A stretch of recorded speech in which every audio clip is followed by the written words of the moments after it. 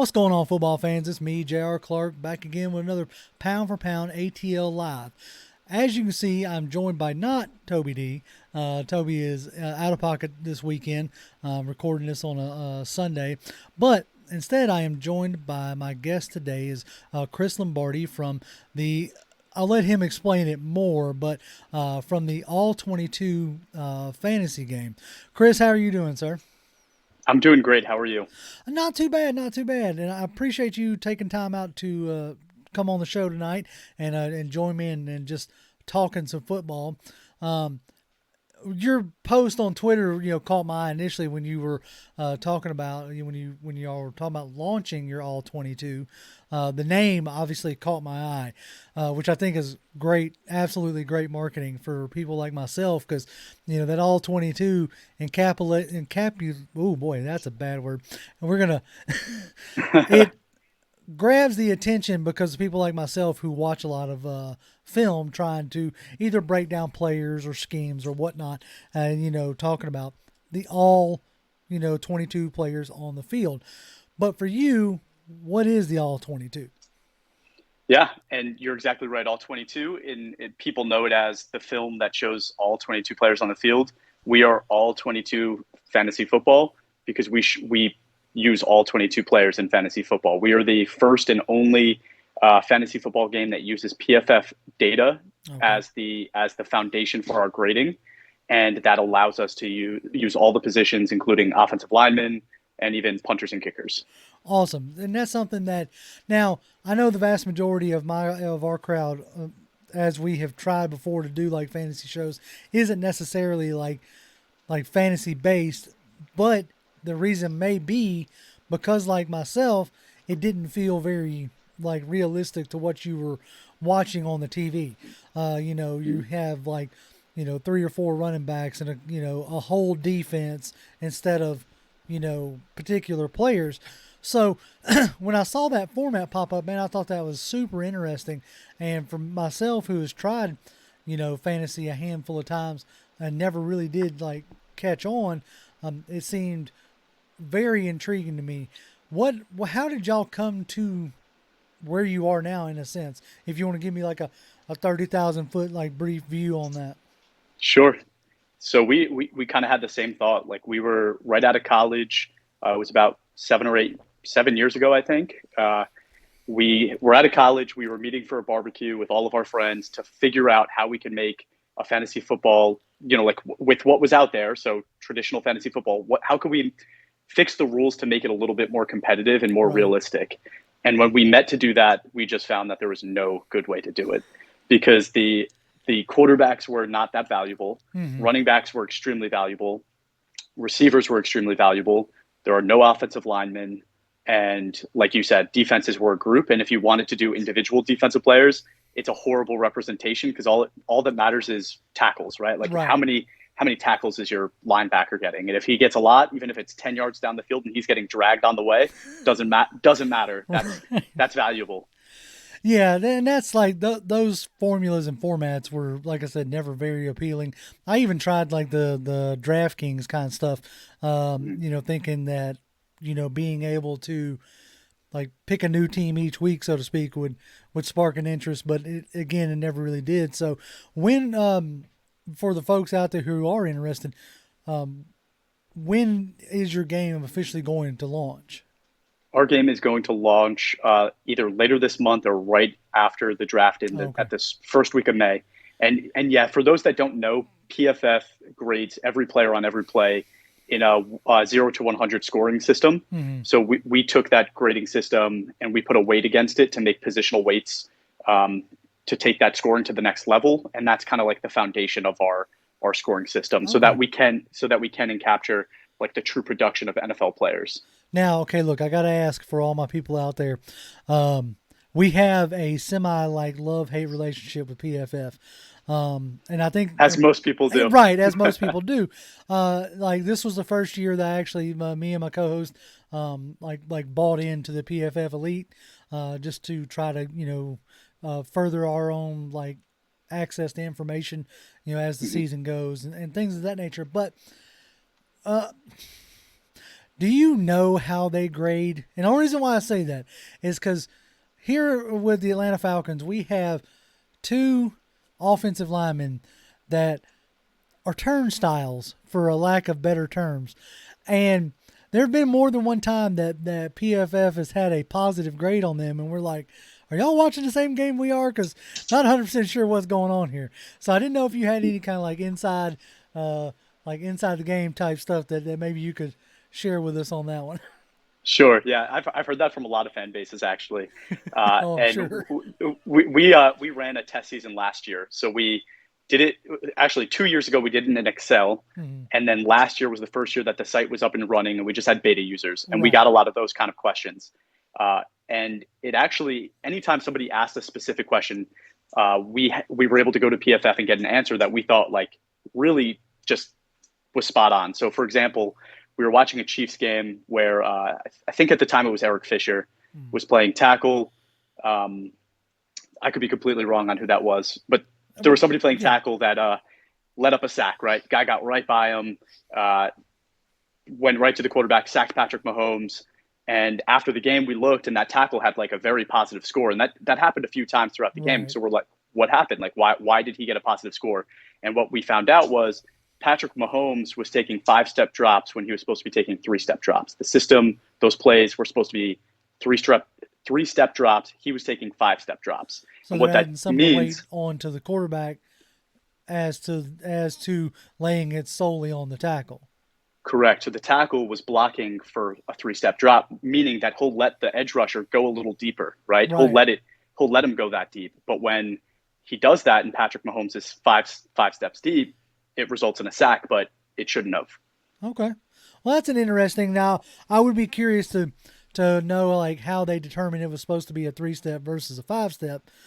Sure. But if they are determining that the play should have been a 3-step, and he Mhm. drifted further back or even drifted to the right or to the left, which making it easier to get a sack, I can understand how that might be weighted different. Now, I would like to ask somebody how if you let as an interior lineman if you block air, Mhm. but which we Of course. uh, here in Atlanta we have a gentleman by the name of Jalen Mayfield who at times has literally blocked air, and I think even PFF had him graded as the like worst overall guard that has ever come out ever, which is great to hear as an He's Atlanta still fan. young, right? He's still That's young. what they keep telling me. He's still young, and he went through a position shift, so I won't necessarily get too much into it. But yeah, I Mhm. just figured that I would be remiss if I didn't at least ask the question because, Of um, course. we the way we've always tend to use it initially, the grades as basically against itself, if that makes any sense. Like Sure. you start out the first game with a grade of like 63, like Mhm. now I'm going to kind of use that as a base, so to speak. Like, are you going up and down from there? As far as like how those grades work out. But no, that should be really interesting. So you said later on this month, or at least after the draft, y'all are going to. Now, is this going to be um, a paid deal? Do you have to pay to get into all 22? Yes, you will. It is a pay to play subscription style service. We haven't released the price yet. That'll be released when we release the game I either got you. later this month or early May. Cool. Well, man, I hope, in all honesty, like I said, even though I'm not like a huge like fantasy guy, Mhm. the premise is extremely intriguing, and I hope for y'all that it takes off and y'all get a really good solid user base. But Thanks. Appreciate that. yeah, but on to like to be at that level of wanting to create your own fantasy game because you're not happy with what is out there on the market tells me, and I feel like I'm safe to assume that you and your group are probably really big fans of football, which was, like I said, I figured should be a safe enough assumption as far as bringing you on. I caught some of y'all's show, and folks, if y'all are wanting another very in depth, thoughtful, like thought provoking show on YouTube, all 22, they do a real good job of there. I watched a few of y'all shows and so I wanted to get your take on so far the big draft trade of season with our rival, the Saints, trading with the Eagles. What was your take on that? Because it seemed like an odd trade when it first went down. Yeah, I think if you're a Falcons fan, you got to be super excited because that was, I think the Eagles fleeced them. The Eagles are playing it perfectly. They have tons of draft picks this year. They say, let's hedge our bet a little bit. Let's move some picks to the future. Jalen Hurts doesn't work out. We could replace him, but we'll still have building blocks on our team to make a really good situation for either Hurts or the next guy. Right. That's the Eagles side. But on the Saints side, it's strange, right? They don't have the quarterback. They don't have a tackle. They don't have a wide receiver number 2. And that's claiming Michael Thomas might be back as the wide receiver 1, but that's a question. They have holes now on their defense. Guys left this offseason. A lot of their stars are aging. So they forfeit some of their future picks to move heavier into this draft, which we know is not being heralded as a great QB draft. Right. And everybody's thinking they're going to draft a QB, but is there a chance they don't? I don't know. But well, I mean, a few years ago they moved up to get Marcus Davenport. Like when they moved up, everybody was sure, absolutely sure. I believe that might have been the first or second. No, I don't even think I was streaming that draft because we just have this will be our third draft that we streamed, but like we were all positive that they were going up for a QB. And then they take Marcus Davenport, and we were like, who? Because at that point in time, I hadn't even heard of the dude. And, he's been okay. He's been a decent player. He definitely hasn't been what I would consider to be worthy of moving up that far and giving up that much capital for. But, yeah, no, it wouldn't be out of the realm of possibility for them to be moving up for a potential tackle or, I mean, in this draft, do you think it could be a quarterback? Because that seems like a strange one. Yeah, I mean, if they don't get the quarterback now, that means that they have a lot of faith in Jameis Winston. And I think that's very hard to believe. So they have to at least have in their minds that if one of the top maybe 1, 2, 3 guys fall to them at wherever they went to, 16, 18, whatever it was, is that, then they get the guy. Are they willing to trade both those first round picks up to get the guy? Or are they truly not going to get one of those, tackles or receivers? And the interesting thing is I'm a Packer fan, so I remember that very clearly, the Marcus Davenport trade, because that's who I wanted when we were at that spot. And then we made the trade, and I was like, oh, hallelujah, that's amazing. We're getting all this picks. Let them get their quarterback at the, end of the first round. Amazing. And then they got Marcus Davenport. Okay, so hold on now. If you're a Packers fan, what are y'all doing with Jordan Love? Y'all just I mean, it's a touchy subject. It's a touchy subject.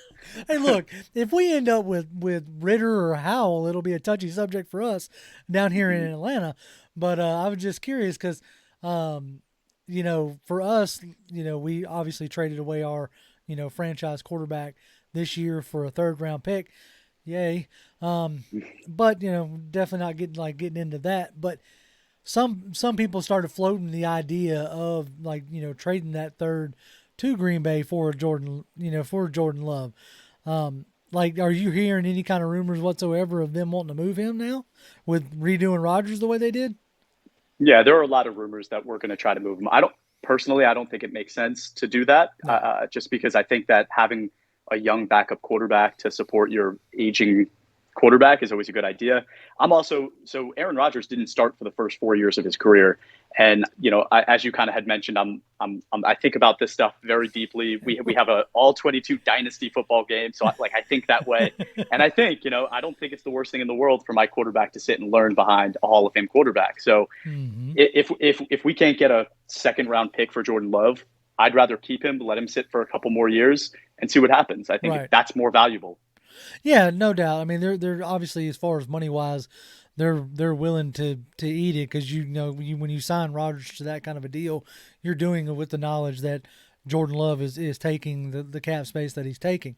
And as you said, the Packers have a history, so to speak, of doing that, and in a sense, like the Falcons, the history there is that the quarterback that we took, why a lot of fans think the way we think is that when we drafted Ryan, he was like him and Flacco were the ones that ushered in that draft and start era. Because really up to that point, you didn't draft a quarterback to start right away. What did you think, you and your fan base, of moving Matt Ryan? How did that? There was a lot. It was really torn, to be completely honest. There was a lot of people who, to be completely honest, and even to my bafflement, there was a lot of people who were glad to see him go, Wow. which was interesting to me. There was a lot of the fan base that was never really behind, Matt Ryan. A lot of fans will tell you the city was never really behind Matt Ryan coming off the heels of the Michael Vick experience. That being as exciting as it was, and Ryan being as corporate as he was in a sense. Like, Sure. but for me, oddly enough, that's when my fandom started. Just out of pure coincidence, that's when I started watching football. Was in '08 when he got drafted, and so you're talking about a quarterback that is the franchise leader in almost every statistical category. The team didn't enjoy consistent success until he came here, and so for me, I was always baffled by it, but I will say this: I think it was time for a split. As much as it pained me to say that and to see it actually happen, I think it was better that way, and it was better that he went to the Colts. I think the Colts. I don't know if it will translate into success. Obviously, that remains to be seen. But he went to a situation that has him with a better chance of success. And Sure. so for me, I'm kind of like, I don't know if you saw the viral video of the Detroit Lions fan cheering on Stafford during the Super Bowl. Yeah. It's Yeah. kind of I like did. that. You know what I'm saying? Like for Sure. me anyway, if he goes on to have success, I will be, cheering for him. But, it's as you can see behind me, it's the bird for life. So now it's on to hoping Mariota can do something. So that's what I was going to ask. So what's next? What's next? Do we think Mariota's a real possibility? Do we think he's a stopgap and there's going to be somebody else next year? I What do we think? I would imagine, in all honesty, like the way I see it play out is you bring Mariota in, I think regardless, Mariota was in play this year anyway. Like once he hit free agency, you saw what they tried to do with Josh Rosen and Felipe Franks. It is no secret that Arthur Smith, his scheme better fits a more mobile quarterback. Like you tried to do that with Franks, you tried to go after Deshaun Watson. Obviously, there was heavily rumors last year, and the move by San Francisco bears it out that had Trey Lance been there, they probably would have taken Lance. Now the question is why they didn't take Fields. That's on them as far as that goes. That could have just been a preference deal, but obviously a mobile quarterback was wanted, and that's what they have now in Mariota. I think the plan was to have him as a high-end backup anyway, whether you had Ryan here or not. But now he becomes, at worst, a bridge to your next quarterback. At best, he pulls a reverse Tannehill in a sense, or not a reverse, but he pulls a Tannehill and kind of revitalizes his career. My biggest concern with Mariota is can he stay healthy? Can he Right. play a full season? Which he hasn't That's been able to. that's a fair concern. But Right. I think at the very least it'll be exciting. I think him and Patterson in the backfield, Oh yeah. I mean, it's going to be fun to watch. you're definitely going to have a different brand of football, Hmm. and in that aspect, the fans should enjoy that. I would think. No more, not say no more, but the emphasis on the 3, 5, and 7 step drop backs are not as much of a concern as it was. You're going to probably see an uptick in the RPO game. Sure. They did that a bit with Ryan, and he did okay with it. He just didn't have the running element. Like you can do an RPO without the run, but the run then is not on the quarterback at all. It's on the running back or pass. So it'll be interesting to see how it manifests. But I think at worst right now, unless they just absolutely fall in love with a QB in this draft, I think it's Mariota this year, and either one of the young guys next year, and maybe even Mariota next year while that young guy develops. Sure. I think one thing the Falcons fan base should be excited about is the fact that you have hit on first round draft picks in the Mm. past few drafts. Like Pitts, yes, it's Oh yeah. not the most valuable of positions, but he's done a tremendous job in his rookie year, and he is sort of a wide receiver, so maybe it is more valuable. Terrell, Lindstrom, Oh yeah. Ridley, year after year, you guys have hit. So it should give you a little confidence that the next one will hit as well, and maybe that's a quarterback. And this new regime it definitely is very much lending themselves to the concept that most Falcon fans have wanted for years, and that's BPA. Um, the old regime under Thomas Dimitroff. Now they did hit; they had a real good track record with first round picks, but like going into the draft, you knew who you were picking. Like you bring up Lindstrom and Terrell, like going into those drafts, like we knew that we were getting an offensive lineman. We knew that we Mm-hmm. were getting a cornerback. You may not have known exactly which one, but you knew what position that you were going after. Now going into the draft last year with Terry Fontenot, like it was up in the air whether you were gonna if they were gonna pull the trigger on a quarterback or, did they take what was arguably considered the best player in the draft in Kyle Pitts? Obviously that's what they did. So now this year you have potentially the availability of either the best overall player, which a lot of people consider Kyle Hamilton to be, the safety out of Notre Dame. There's a real strong possibility that he might be there at 8, because it's also widely thought of that you don't draft a safety that high, you know. Sure. But this regime has shown that they don't. That doesn't bother them because they just drafted a tight end number 4 overall, which has never been done before. So that obviously doesn't bother them. But you could have a guy like Kayvon Thibodeau sitting there at 8. And I could see them pulling the trigger on him because at this point in the process, other than the phantom, what I'm going to call phantom off the field concerns, like there's no reason not to take him at 8 if he's sitting there. Sure. I think another thing the Falcons should be excited about is the fact that, yes, some of the offensive line isn't great, but you have pieces that would support a quarterback, a rookie quarterback. You can have a guy that goes there and feels confident, Mm-hmm. and you have a few other pieces that are like elite pieces, right? You have the corner, you have a defensive interior that's great, and you have the linemen. So I think obviously Ridley leaving hurts a lot because Yeah, you now have to replace that potentially. yeah, you're gonna Um, have to augment that this year for sure. And they're like, it was like heavily rumored that the the Eagles were in talks with Atlanta about Ridley. yes, Uh, I heard that. before the news broke and before the Falcons themselves found out. And once they found out that, obviously the gambling stuff, they shut down all trade talks then. So, you know, I'm assuming that they knew that they're going to be in the market for wide receiver 1, and given the cap situation, there really wasn't one in the market this year.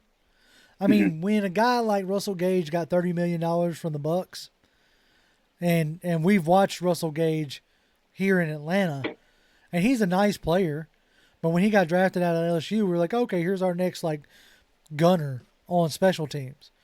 To Right. think that 4 years later, he's getting solid wide receiver, 2 money for, Really good money for yeah, sure. $10 million a year. That's not, I mean, good on him. Get your money, but yeah, I saw, when I saw that, I was like, yeah, there was no way Atlanta was going to Yeah. attempt to match, that one.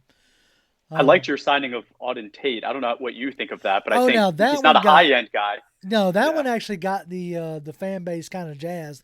A couple of the guys that I interact with heavily on Twitter were pounding the table for Auden Tate, and so when they signed him, he's the type of receiver that Arthur Smith is looking for, and he also fits the bill of what Terry Fontenot is looking for at this junction. Low end guy, low risk. They came out and straight up and down said, hey, we're going to try to do what we did with Cordell Patterson, sign a guy for cheap and let him let him prove it, so to speak, and then try to re-sign him. So Sure. like Alden Tate, again, he's another guy, if he can stay healthy, I think can really resurrect his career here. I That like his age too. You have to like his age, and I think he's buried in Cincinnati behind one of the best receiving cores. Doesn't necessarily mean that he's not a good player, and I think correct.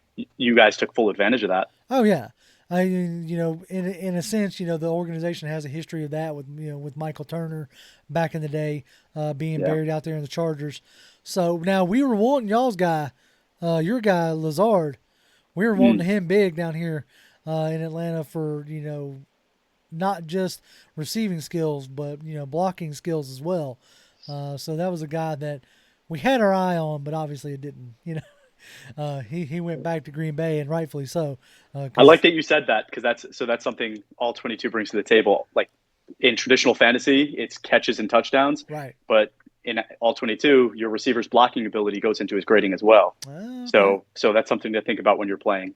No, there you go. Now, okay, I want to touch back on that for just a second. So you're not going to be sitting there like drafting 3 and 4 running backs, right? So is it just one? You would draft maybe 2 or 3 for depth. Okay. You'd still want depth because you have a 53-man roster, so Ah, you can fit a true NFL team's roster on your team. So you'll have 2 or 3 running backs, but you're not going to pick them in the first round. right, You're going to right. pick them in the 15th to 30th round, right? Like it's at that range that you're going to start wanting to pick those guys up. Yeah, because I've often wondered like does a fan now this sounds like this might, but like does a fantasy league then start to adjust for a stable of running backs? Because long gone are the days of like a bell cow back. Outside of maybe Derrick Henry in Tennessee, everyone else uses 2 and 3 backs. So I wonder if a strategy would be to draft an entire, like say the entire Falcons running back group. It'd Sure. be So interesting to see how that. yeah, that is. And in all 22, you actually have personnel packages. So you can switch if you decide that you want to start 2 running backs, you can do Mhm. that. But you can also say, no, I want to go with 11 personnel and I want receivers, right? I'm deep at receivers, so that's what I'm going to use. So that's a little different too. And I think our users will really like that. Oh yeah, that would be really very interesting there. Cool, cool, cool, cool. So let's I guess let's touch on the draft for a few minutes in a more like direct way. Sure. So you're sitting there at you're the GM. Oh man, my mind just went blank. Because Jacksonville's number 1, right? They're 2 years in a row. So this year they have. Jacksonville. Okay, whew, my mind just absolutely just whiffed on that one. All right, so you're Jacksonville. Who are you taking number 1? I'm trying to get out of there. I'm Mm, trying to trade back as much as I can and accumulate more picks because I think they have so many needs. yeah. But if that's not possible, it's Aiden Hutchinson because I think he's the only guy that has the high end elite traits that I think last year there was probably 10 or 11 of those guys, and this year there's one. Right. So I take Hutchinson and I just move on. And you just keep moving. So Mm-hmm. Hutchinson, I can see that. I can see Hutchinson. Like I can literally see Hutchinson or even Evan Neal, or I'm not even going to try to butcher the other tackle's name, Icky. Ike Something. Ekwonu. Yeah, Kwanu. That's it. It's one of those deals I can say it after I hear somebody else say it. But I'm with you. I'm not the best with names, so I'm no, with I you am. on that. I am seriously like that's something that I get ribbed about, quite a bit, and so yeah, I don't even try to butcher names. But if you're the Falcons sitting there at 8 and you don't have a trade partner, like what's your ideal scenario for the Falcons? So if Hutchinson's gone, I want Thibodeau, and I think Thibodeau fits a need. Not only fits a need, but he's at a really valuable position. And I think what we were talking about earlier, drafting a tight end, drafting a guard in the first round in the Mm, last few drafts. Yes, you guys got elite players, but it wasn't necessarily the most valuable positions. right. So I think Thibodeau is a great player at a valuable position. And then I think I would ask you if a trade partner comes along and says we want to jump Seattle to go get a quarterback. Are we interested as Falcons fans trading back, Oh getting yeah. maybe a future first I guess in I like think to the Saints? I think honestly, if you're like if you're, Washington and you want to jump, or Mhm. heaven help us if it was like the Steelers wanting to jump all the way up. I think I almost don't think it would take a ton of capital this year to make it happen. Because you're already rolling into the draft with 9 picks, and which is, quite a bit. And so, but if you can secure like first, second, and thirds or whatever, or, first and seconds like next year to give you the ammo to then move up for like a Bryce Young, a C.J. Stroud, Will Levis, name whoever you think is going to. Right now, the big talk is we'll just get Stroud or Bryce Young next year. First of all, let's just assume they're gonna come out and be good, and continue that growth that you want to see. But anyway, so I think the aim would be to get capital for next year. Would Agreed. would be my aim if I'm sitting there. And yes, if I'm the Falcons at 8, I'm on the phone with everybody. Like Hmm. like I'm calling Washington. I'm calling the Steelers. I'm calling shoot, Denver. No, Denver's got Russell now. Who I'm trying to think. There was another team that outside of the Saints, because Carolina Hmm. picks before you. That was it. So basically, it was like I'd be on the phone with Washington and Pittsburgh, going, all right, look, what's it gonna take? Because I'd do it I in a like the heartbeat. Steelers. I like the Steelers making that move a lot. I think the Steelers like Malik Willis, and I think if Hmm. he doesn't get taken at 6, that could be a real possibility. You would move back to, I think, around 20. Yeah, I it's think that's 20. where they pick, Yep. and then you get a first next year. Oh yeah. I would love that for you guys I'd do because I'd do it in a heartbeat. I also don't think there's a huge difference in the talent level this year between the 8th pick and the 20th pick, because the receiver, maybe if you get a Garrett Wilson or a Drake London at 8, is that a huge difference from a Chris Olave at 20? Or I even personally don't think so. to me, like you move back to 20, I'd even take like what some may consider a reach and grab Christian Watson and Yeah. and pair him. Now you're talking about a 6'5" receiver with a 6'7" tight end. I'd have two towers running down the field. Go ahead, You're gonna overthrow them. you're you're gonna leave them for the Packers to take. So No, let us no, no, have no, that. no. Y'all got enough, man. Y'all got Aaron Rodgers, and you got AJ Dillon. Now, granted, y'all Fair. did lose Devontae Adams, and that was a shocker. That was an Yeah. absolute like jaw dropping. I'm sitting there when I come across. I was curious to whether Aaron Rodgers was going to throw a hissy fit or not. I But was too. but it seems like he was. They said somebody reported that he was aware of it. So I'll just assume Right. that he was. He And got it. He got $200 million or however much money he got. It. at I'm the not end of worried the about him. day, I don't care what anybody says. At the end of the day, we're doing this for the money. I Exactly. mean, we can. I love the fact that we have Mike Davis, who loves being here in Atlanta because he's from Atlanta, and Lorenzo Carter comes back to Atlanta and all that good fun stuff. But just like with the Deshaun Watson thing, a guaranteed $250 million speaks a lot louder than love of the game, and that's fine. It's 100%. you know, we're like I said, we're doing. I don't get up and go to work because I really like it. You stop paying me, and I'm not going in. I promise you. So Less. I'm with you on that. But getting back to your question, I yeah, think it's Thibodeau. I would want Thibodeau. If Thibodeau's gone, I think the other edge rushers, there's not going to be a huge difference because they're all raw talents. yeah, So you can get one at 8 or you can get one at 20. But I think it's let me get back then. It's yeah, if I can't get Thibodeau, let me find a trade partner. Let me move back. Let me accumulate more draft picks. Let me accumulate more talent. And then if that can't happen, I think you want to go receiver. yeah. I think my dream scenario realistically would be a Kyle Hamilton, and that's solely because of how Dean Pease tends to build his defense from the back forward. Hmm. With being able to do the different coverages, and Hamilton's such a versatile safety. But like you said, that's almost like a tight end again. But Right. if Thibodeau isn't there, then I would hope that they would trade back, because I just don't see Garrett Wilson or even Drake London being that major of a difference maker, especially when you don't have your franchise QB in place. Sure. So you're not sure what your franchise QB is going to be well suited for. And I'm not Hmm. saying that you're pairing, wide receivers with quarterbacks' abilities, but it sure does, help when you know who you have back there, really have back there, pulling the trigger. Sure. Yeah. Hamilton's interesting because you're right. He's an elite weapon.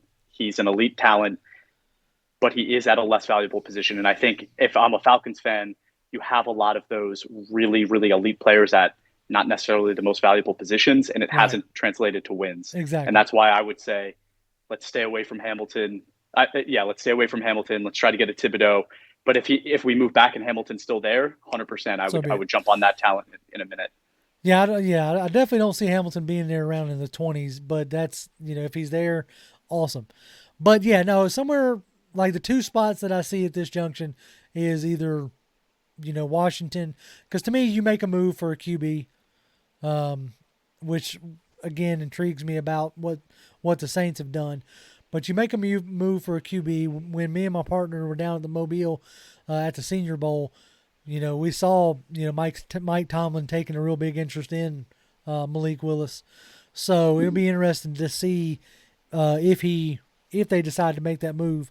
The Steelers don't have a history of making moves like that, but when was the last time they were in a position like this? Where they Correct. don't have Ben Roethlisberger back there. Now you have Mitch Trubisky and I don't even know who else. Josh Dobbs, maybe. So Mason Rudolph. Mason Mason Rudolph. Rudolph, yes, we're gonna hang our success on Mason Rudolph. I don't think anybody wants that. I don't think anybody wants that. And honestly, I do believe that my partner will disagree, and I wish he was here so he could defend himself. But I do believe that Malik Willis is about the only quarterback in this draft that's worth trading up for. He seems to have the highest ceiling, maybe even the lowest floor. But my partner would argue that Matt Corral's in there as well. But this QB class is definitely not anything that anybody's super excited about. But who knows, right? You get into the right system. Last year's rookie QB that come out smelling like roses was Mac Jones, that nobody thought anything really about. So it That's tends to exactly be, right. yeah, it tends to be more about situation than anything else. Yeah, I remember the Mahomes Watson draft when everybody was saying that one wasn't a great one, and Mm-hmm. it on paper it wasn't, but then you got those superstars from it. So That's I right. think Desmond Ritter might be an interesting one to toss into that conversation, just because he played for I believe he was a 4-year starter. Yep. So that's ton of experience. He can move. He's fast. And he does the little things well. He's a little inaccurate, which is I think the major concern. But Mm-hmm. if I'm Pittsburgh and I'm at 20 and I stay at 20, I Oh think yeah. that's a Yeah. nice fit for them. Yeah. Ritter's kind of my guy in this as far as QBs go. Hmm. My two horse race is Malik and Ritter. And I kind of have, for me, I have an edge on Ritter just for like his size and the type of system they was in is very similar to what we ran last year in Atlanta, as far as like the crossing routes and the heavily play action and RPOs, that kind of stuff. So I think he's a guy who could come in sooner rather than later, like not right away, but you let if say Mariota gets hurt or whatever around the 10th or 11th game, you know you plug Ritter in and just kind of keep rolling. But well, Yeah. we are a few weeks away from the draft and a few weeks away from all 22 launching. Exciting times all the way around. Chris, I very much appreciate you joining us tonight. We've ran over a little bit more than what I initially planned on, which is good. Nothing wrong with that. Uh, is anything other than the all 22? Is there anything else you want to plug, my good man? No, just all 22. If as you said before, we have the all 22 podcast now on YouTube, Apple, and Spotify. You Awesome. can sign up for all 22. We have a waiting list right now. It's all-22.com. Very And then good. you can give us a follow on Twitter and Instagram at all22_PFF. And give out your handle because you be tweeting some good stuff too. Yeah, absolutely. It's all22_Chris. Good deal, Or man. I think that's what it is. There I'm you new go. to Twitter, so Hey, no, hey, that unfortunately, that's about the only social media that I engage with. Really, it's the only one that I don't know has penetrated my brain, I guess. But man, I very much appreciate you taking the time out of your day. And as always, Falcons fans, y'all can follow me on Twitter. I'm at Grim1128, GRIMM1128. Keep your eye on the channel as we have more shows like this coming up, and we do our lives in the off season every other week, as y'all know. So we'll be back not this week, but next. And then, man, we're getting ever closer to the draft, so should be fun and exciting times. Chris, again, thank you. You have a great no, night. thanks for having me. Really appreciate it. And as Falcons fans, rise up.